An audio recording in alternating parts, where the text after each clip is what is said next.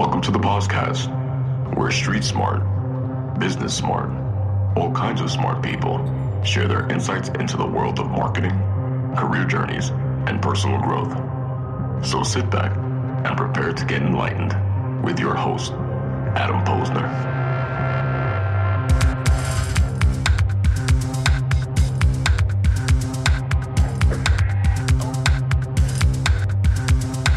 Everybody, welcome back to the podcast, where I bring you the best and brightest from the world of business, marketing, and personal growth to help you harness your inner tenacity and drive your career forward. My guest today, Sarah Sheehan, is the co-founder and chief customer officer at Bravely, and her diverse background in HR and as a sales leader made her passionate about helping companies build healthy cultures. So relevant today, even more than ever. And prior to Bravely, Sarah was an executive at Gilt City, serving as the head of sales and leading a 65-person sales team. And after spending over a decade in various HR roles at Sirius XM Satellite Radio, where we spent time together, Coach and Gilt Group. So she's been there, done that, and just brings a world of experience. And this background in HR and an intrinsic drive to help others find their potential made Sarah a go-to for professional guidance amongst her friends and colleagues. It's a really cool story. And soon she was coaching strangers who came her way via word of mouth, and recognizing a need, she co-founded Bravely to provide access and support to employees at every level. I'm really interested in pulling back the curtain and understanding how this came to be. And as I mentioned before, we worked together at Sirius XM, as we said, almost 14 years ago. We're old. We're those old people now. We're the old ones. Babies back then. We were babies. We were having fun, kicking ass, drinking, and not having to get up in the middle of the night. So much. And it's just been amazing to watch her career journey and how much she's done and how far she's come. And I'm so excited to share her story. Sarah, welcome to the podcast. Thank you, Adam. I'm excited to be here. Awesome. Let's do it. So some of my folks may not know you. Hopefully they have, and they certainly will after this. But why don't we bring everyone up to speed? I'd love to hear your story. How did we get from, assisting the traveling secretary of the mailroom to where we are today, where you are an incredible co-founder of an amazing company? Oh, it's been a long journey, but I truly was like the assistant to the mailroom at Sirius. That's where I started. And I was fortunate enough to develop a relationship with the head of HR at Sirius. It was right before Howard came to Sirius, and he asked me to basically project manage the build out of Howard's studio. I had zero skill set to apply to that, but so crazy. I kind of jumped in and was able to make an impression on him. And then that led to more opportunities within that team.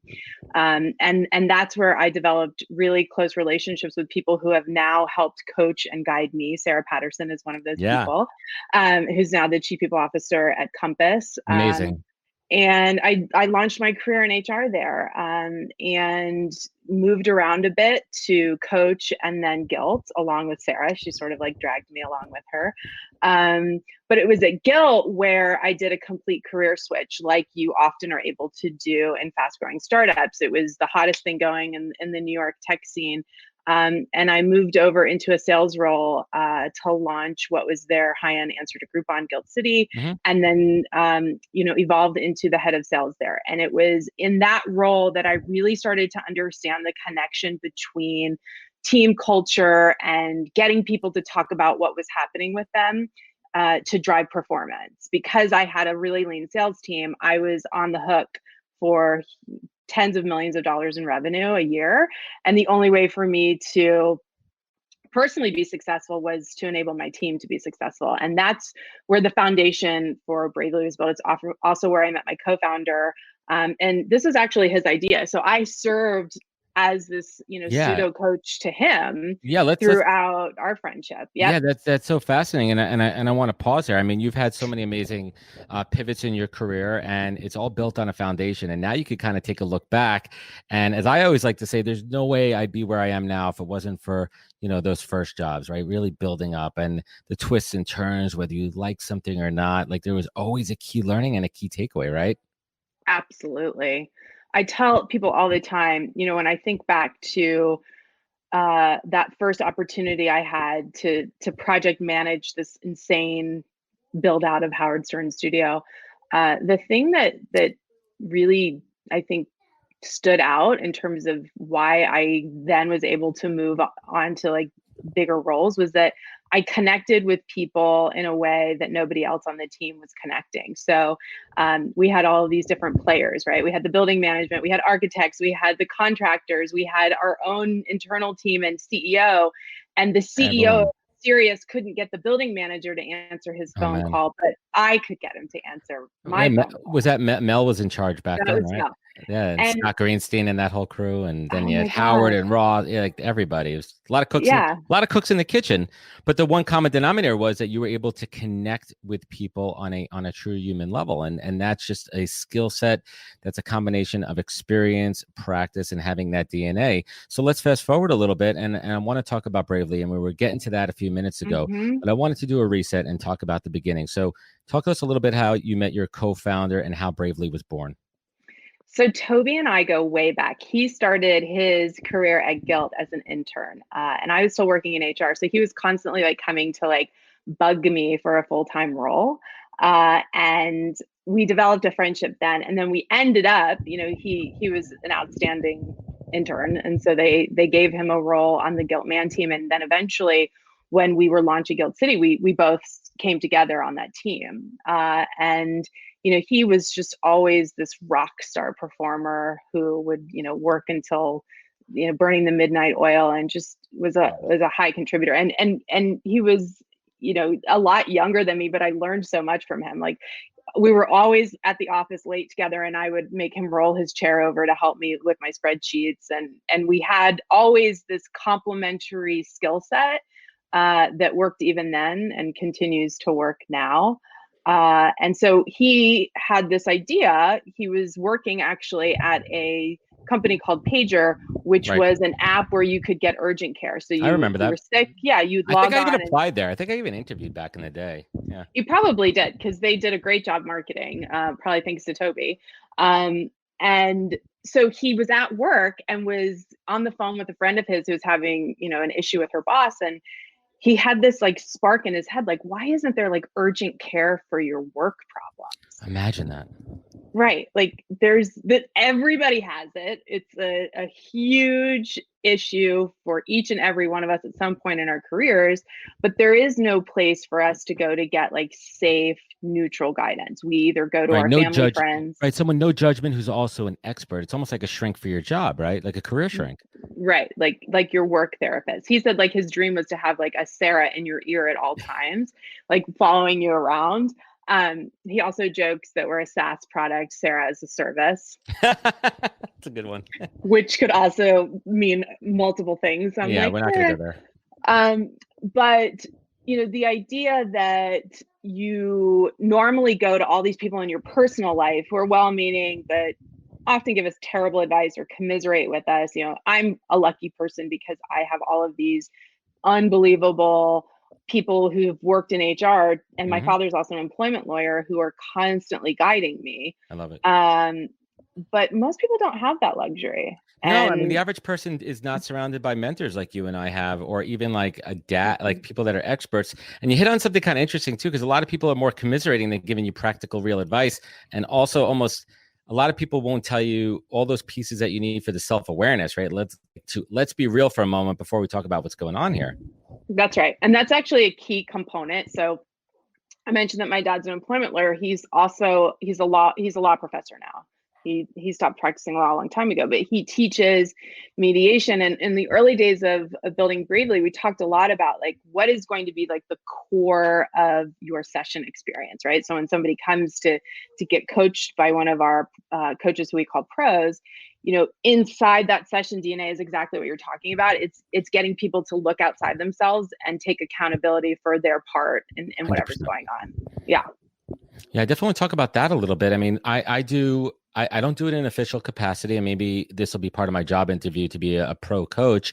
But the first thing I start with anybody in their career search, or if they're having issues in their current job, I mean, I'm a recruiter by trade, so I'm a career therapist, is determining if they're able to take accountability for what's good, what's bad, and have a real, true vulnerability and understanding of what's happening around them. Am I good at what I'm doing? Is this problem that I'm having my fault? Did I bring this upon myself? Like really having situational awareness. Mm-hmm.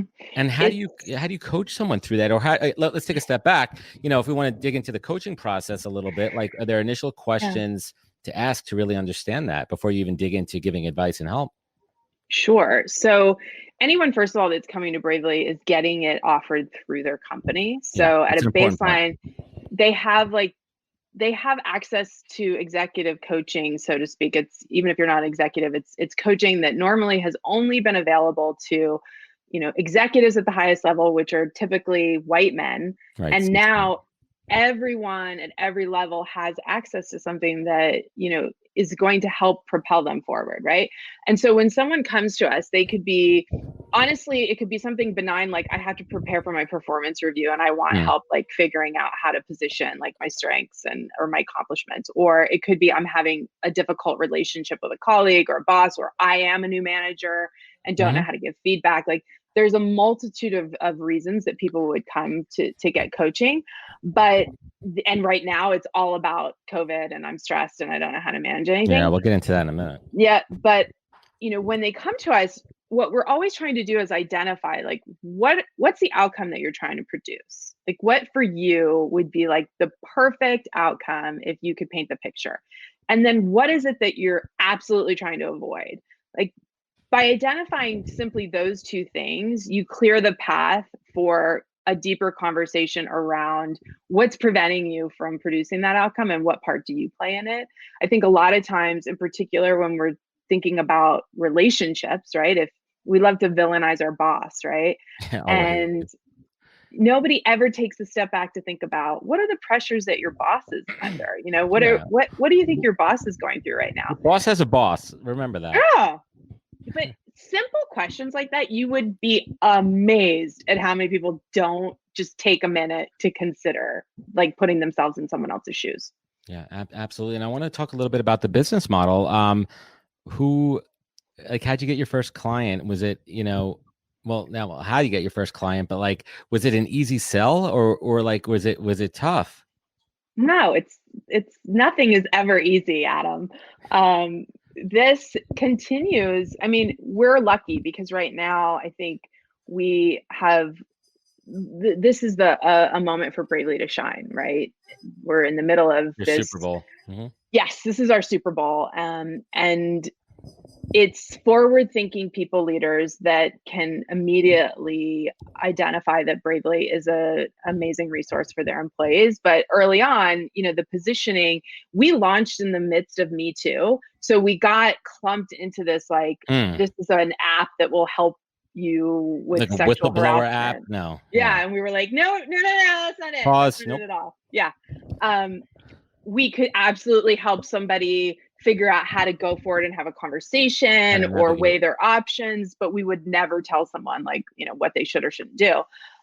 So that it was really interesting when we launched that we were right in the middle of that. And we had an article, I'll tell you a story about like the first big client that we were able to land. So TechCrunch wrote an article and the headline was something around like HR. I'm not going to remember it now, but it was a very negative headline around HR. It's like, you can't trust HR, but this is who you can rely on. And, for us, that was like a complete and total disaster because our buyer is the head of HR people. And what ended up happening is no, it was, we were so excited that TechCrunch had written about us. And then when we actually looked at the piece, it was less than ideal in terms of the positioning. However, we really stood out in the piece because the chief people officer of Zillow Group read it and reached out. And I remember it was late on a Friday night because he was on the West Coast when I had a conversation with him. And I just immediately knew that he was going to become a client because he got it. He had no... It's those who get it and those who don't. That it's simple as that sometimes. And those are going to be your customers. I feel the same way. He believes in creating pathways for his employees and that it's not a one size fits all for everyone. And that people need to have different resources at their fingertips to help them navigate, whatever they're going through at work. And Bravely is just one of those resources that they offer. And so they were one of our biggest clients. We now work with Zillow Group, Autodesk, which is a global company, and we support all of their 10,000 employees. Wow. Pinterest, Better Mortgage. So we're really hitting our stride. And how does the platform and service work? Is it on demand, like the pricing? I'm just curious. Is it like subscription based? Is it price per hour? Like, how do you structure it? Yeah. So companies buy into Bravely kind of like a typical benefit, right? Like Okay. it's an annual contract. You pay a per employee per year fee. That's very palatable, and I don't know if I would say it's affordable.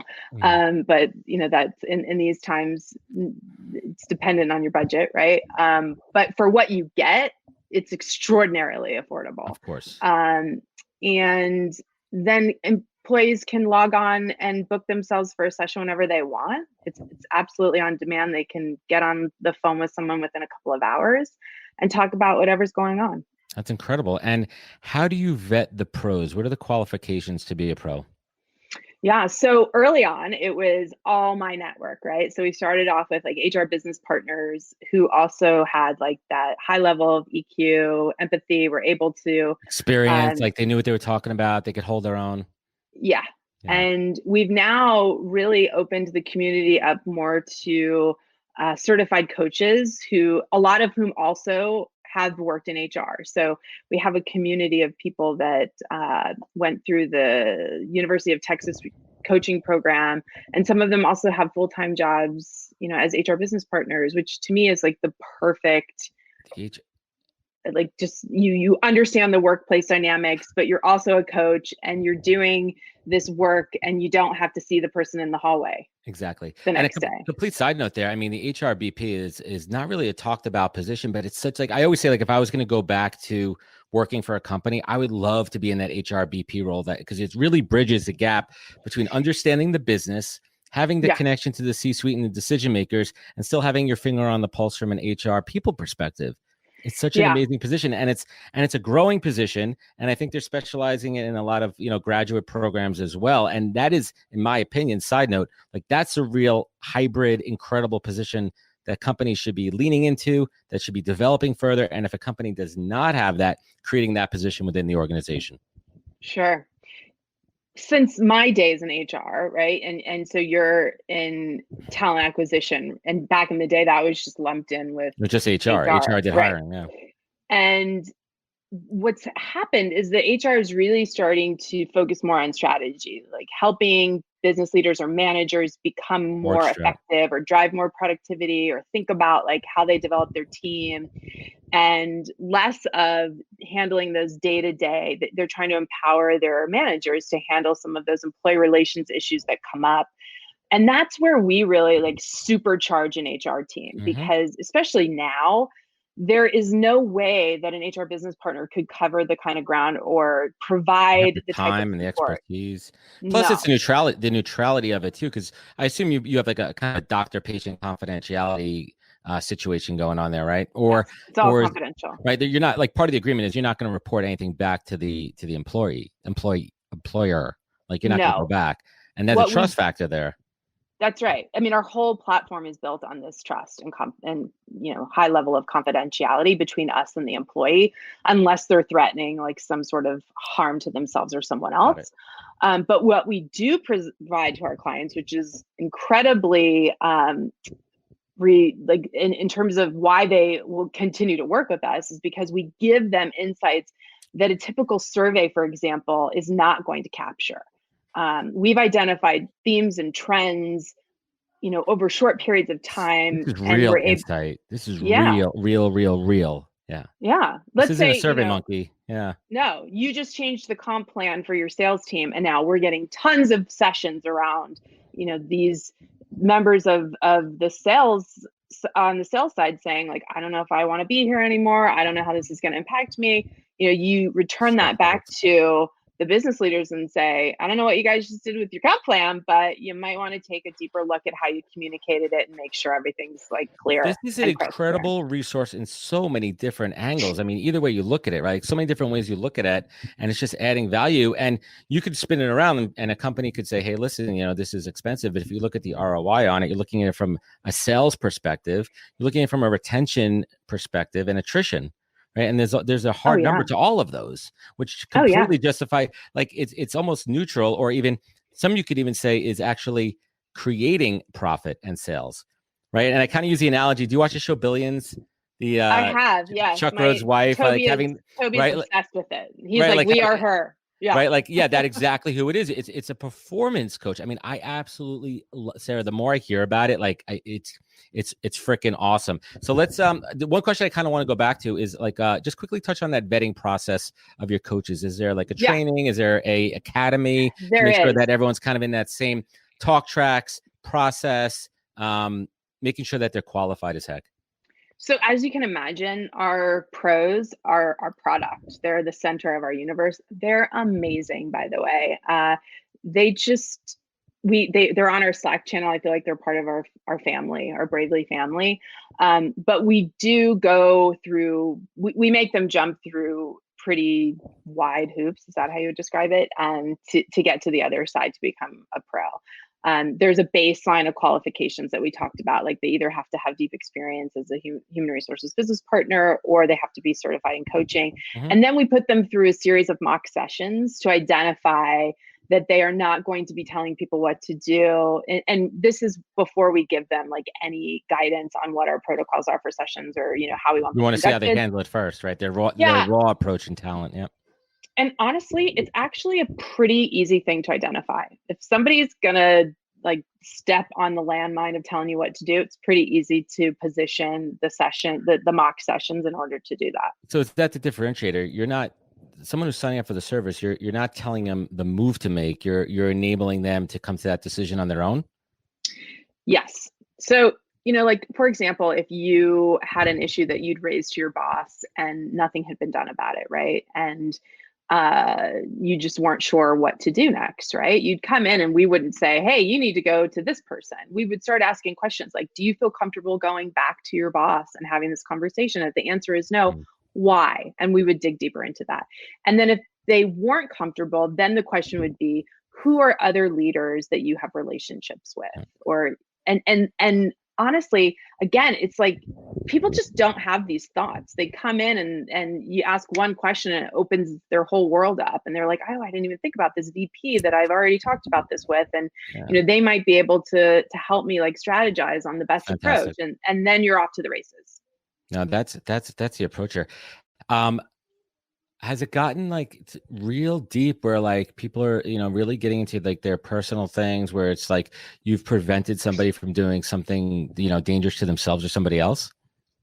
So in those cases, we absolutely refer them out to other resources. So one of the things we do with all of our clients is we get a deep understanding of everything that they offer to support their teams.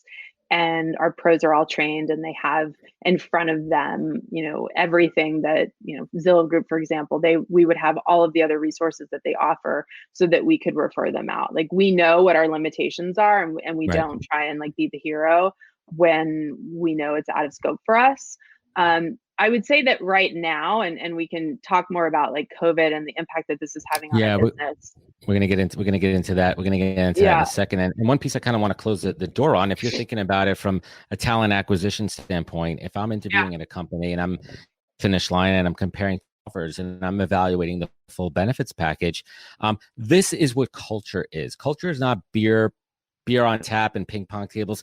Culture is when a company cares enough about their employees where they're offering them a neutral third-party service to assist them with any internal issues. This is a huge benefit and a piece of culture. And this is incredible. Kudos to you guys for doing this. This is awesome, Sarah. I love it. You took the words right out of my mouth. I always say, like, no amount of snacks or yoga is going to help somebody solve their problems. I don't care about the yoga. Snacks go a long way with me, Sarah. But if you have a work issue and everyone has had it, right? You become unbelievably stressed. You can't stop thinking about it. You can't stop talking about it. And it impacts every area of your life. And I've never understood why companies don't try and build up their teams in terms of that support so that they can deal with things right away and move forward. I wish I had this at Vayner. I think maybe if I had something like this during my time at Vayner before I got let go there, that a lot of problems might have been solved early on, and it would change the trajectory there. So let's talk about some current events. I mean, literally right now, employees are dealing with things that we've never dealt with before. We have the stress levels of going from potentially a on-site employee to now remote. And let's call it what it is. This is not normal working from home. There's no way in hell this is normal working from home. This is working from home in the middle of a pandemic. This is working from home with kids that you have to homeschool, shifting schedules. I got my 2-year-old upstairs screaming. I could hear him like a banshee trying to eat right now. This is different. Stress levels are crazy. Figuring out how to transition to remote work. Talk to us a little bit about how, what's the approach to coaching employees on managing stress, working remotely, all this crazy uncharted stuff that we're dealing with right now. Yeah, it's a pretty dark time. For those of us that aren't dealing with health issues related to this, like imagine, I was just reading a Vanity Fair article this morning, this woman saying that, her husband was on a ventilator and he was young. And then in her WhatsApp chat, it was like all these parents talking about not wanting, like how difficult it was to homeschool their kids and, people complaining about working from home. And her husband was unfortunately one of the people impacted by this. So I'm starting to personally know more and more. My partner's sister has it. There's more people. He's also had a cousin who passed away from it. So there are serious implications on a personal level from the health side of COVID. And then we are all dealing with our own personal set of circumstances. On my team alone, I worry about the team member that's having their first child and trying to navigate, they left New York, but figuring out where do I deliver my baby now? My team member who's having to potentially cancel their wedding, my team member who doesn't have family in the metropolitan area and is alone. It's my co-founder, Toby's husband. Yeah. Toby's husband is an emergency room doctor in Manhattan. These are crazy circumstances for each one of my separation, solitude, all these things are so real. And then what about people also? We don't even think about, some people work is their life, right? Like some people their work family is their family. Like some people live alone, some people don't have significant others, and some people also thrive in that office environment and may not have a physical home setup that's conducive to being productive. Yeah. It's, I think one of the major shifts that I've seen happening in the sessions that we're conducting is that we've always provided emotional support, but it's at its all-time level right now because everyone is coming to us dealing with stress, dealing with their own set of circumstances. You and I both have kids. I'm a new mom. My 8-year-old stepdaughter is with us. I'm, trying to learn the new way of math. I'm like, when did this happen?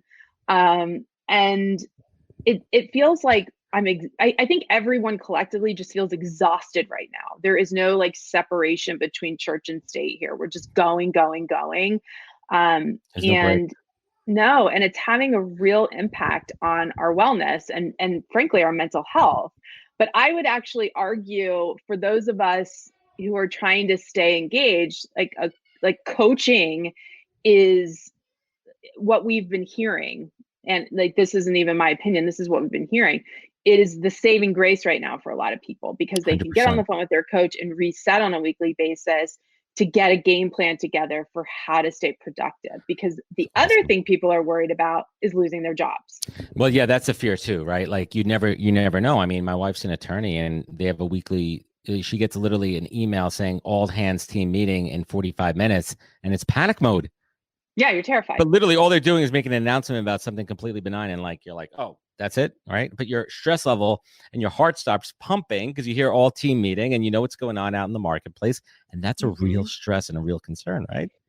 Oh, yeah. I mean, we're feeling it in my family as well. It's we're all just waiting for the ball to drop. And that's really hard. And it's one of the reasons so we've had this core Bravely product for a really long time.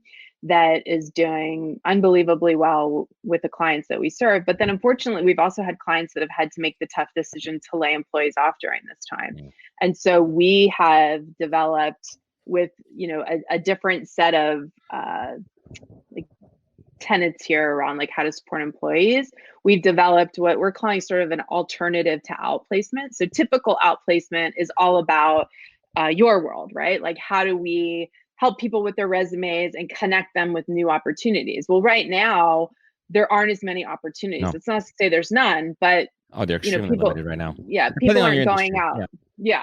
And so not only are they not able to find work, but then they're also going to have to go home and self-isolate, which is, it's a worst case scenario, let's face it. And so we've been able to get a lot of clients and new clients providing this alternative outplacement to their employees that are impacted. And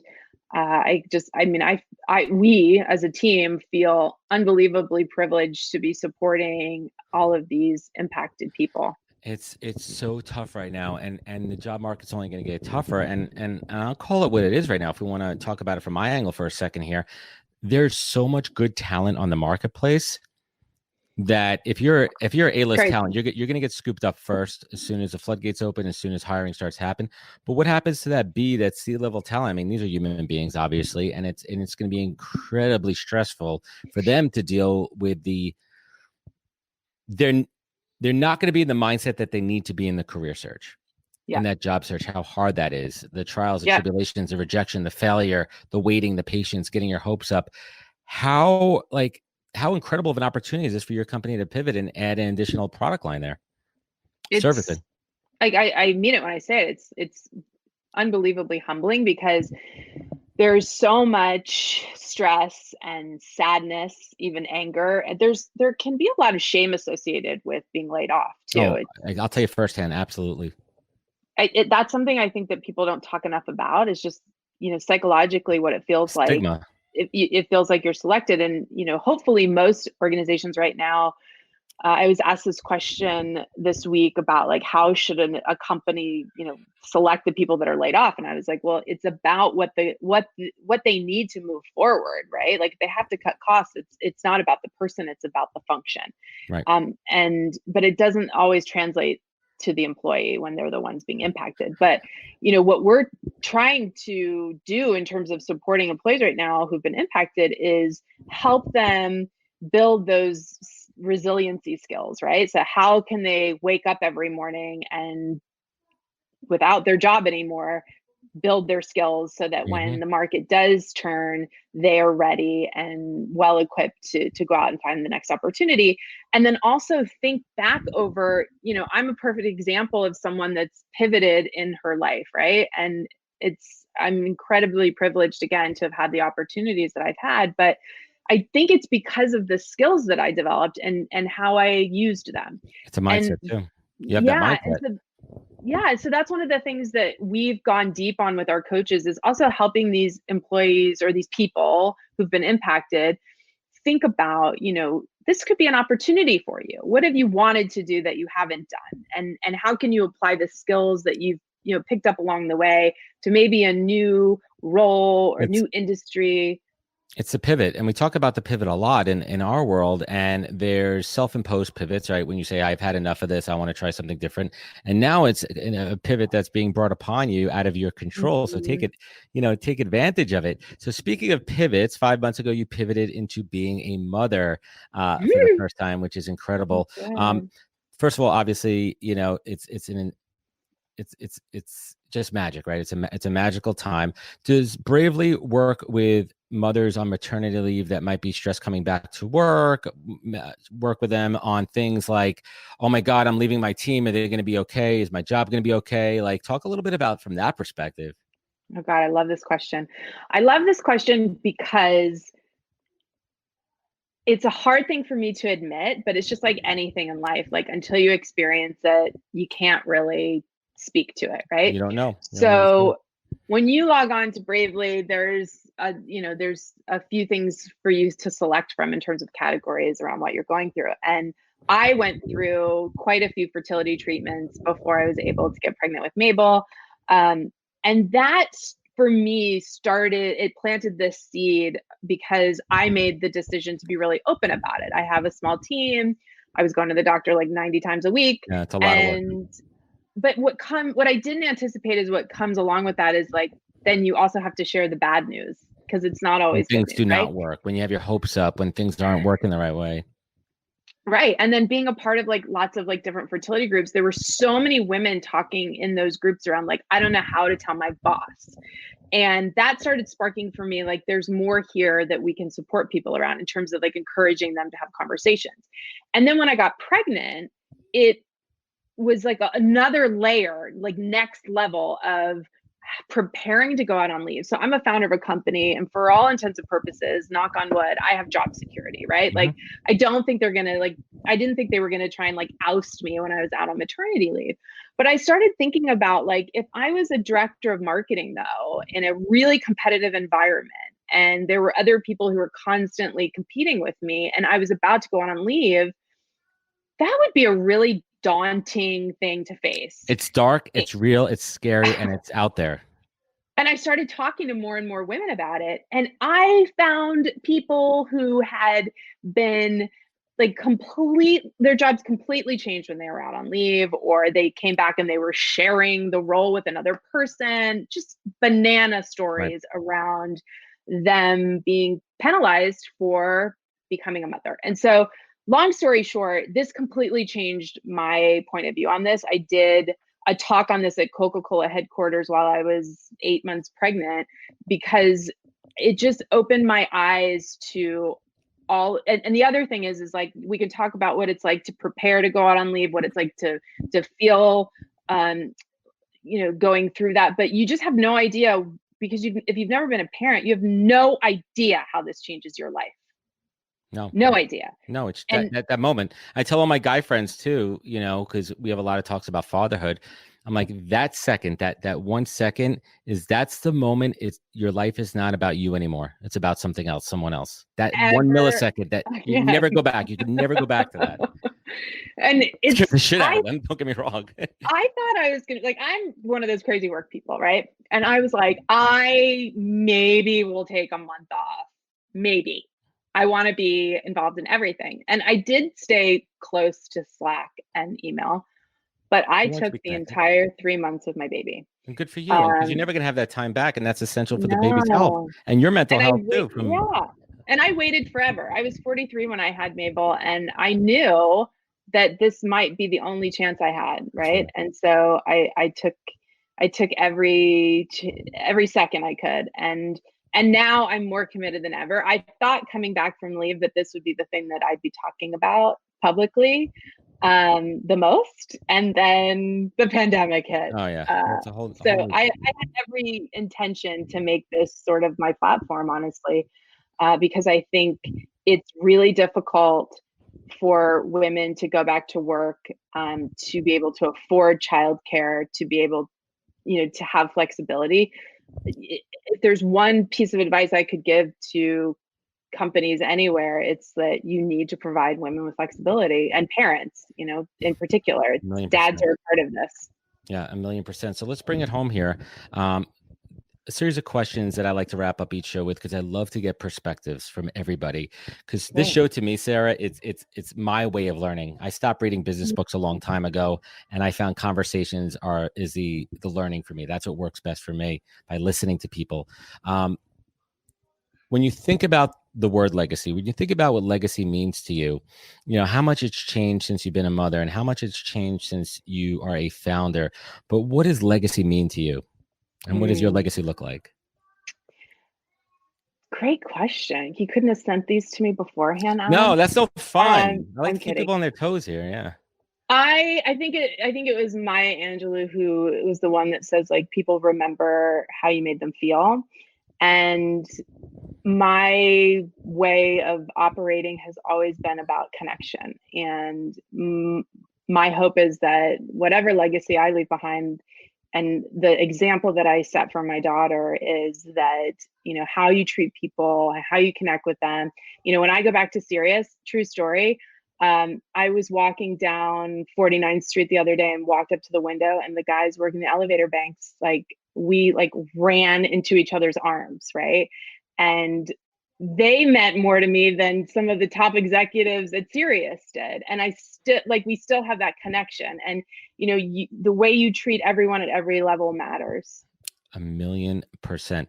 Sarah, what's the single greatest piece of advice you've ever received that you take action on every single day? My grandmother told me once, I'll never forget it. We were in the bathroom. She was putting eyeliner on, and I was obsessing about something. And she said, Sarah, people don't think about or care about you as much as you think they do. It's hard for me to think. You're not that important. Yeah, but it gives me perspective every day to face my fears and go forward. I absolutely love it. And what would you say to date is your greatest professional accomplishment? Founding Bravely. And that was a softball question. Yeah, but I mean, I think also just when I was a little girl, my father was a New Yorker, and I can remember standing on a street corner. I was raised in Florida because that's where my dad went to law school, and we stayed there. And I was standing on a street corner, and I said to him, Daddy, I'm going to live here one day. And then over time, my dream was not just to live here, but it was to become this executive woman. And I wouldn't describe myself as an executive woman in the way that I think I had imagined it, but I feel like I accomplished a lot of my dreams that I can remember from a very early age. I love it. I love it, Sarah. This is absolutely incredible. And what would you say is your superpower, right? We're not talking about being able to fly to the top of the Empire State Building, but what is something that you do that not many people out there could do that really makes you so unique and special? This is a hard one for me because I don't like to. I think it's okay. This is your time. I think that people in my life would say that it's about that connection that I provide. It's the support. I can be in a room, honestly. This is my superpower, I think. I can be in a room with a bunch of people around a table, right? I'm in a boardroom. And I can almost tell you what everybody's thinking. I just have that way of knowing, this person feels insecure right now and I need to give them some attention, or this person's completely full of themselves and I need to say something to just level set here. I can read a room really well, but what going back to what I was talking about in my role at Sirius, I became the center of, by the way, they were all men. They were all white men, right? That didn't like each other. No. And no. And it wasn't just because I was some young girl. They all really respected me. And I was able, through my individual connections and learning how to communicate on a different level with each one of them, I became sort of the glue that held everything together. No, that's absolutely awesome. And talking about this current time, there's so many silver linings that are coming out of this, so many amazing things. Please give me a professional silver lining and a personal silver lining that you've experienced over the last 6 weeks or so. Yeah. Every day we conduct surveys after every session, and we just get unbelievable testimonials to how we're helping people through this terrible time. And that's the silver lining for me, is that if I hadn't founded Bravely, that there are tens of thousands of people that wouldn't have the support that they get through us right now. And I hate that it's taking a pandemic to shine light on that, but it's unbelievably satisfying as founder of this company. That's the definition of a silver lining. And personally, obviously spending time with my baby. We left New York over a month ago to come to Michigan, where my brother lives. He's a CEO here. And I was about to say that's a big New York City apartment you got there. I know.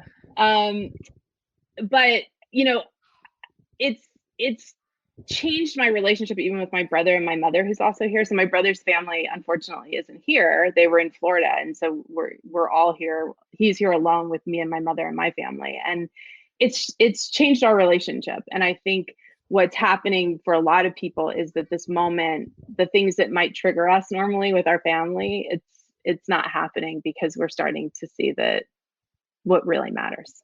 Yeah, 100%. And last but not least, I mean, You've had an amazing career. You've had some ups, you've had some downs. I mean, I fully understand firsthand what it goes through to get pregnant. We've had our situation there. You've had some dark times. You have some amazing times.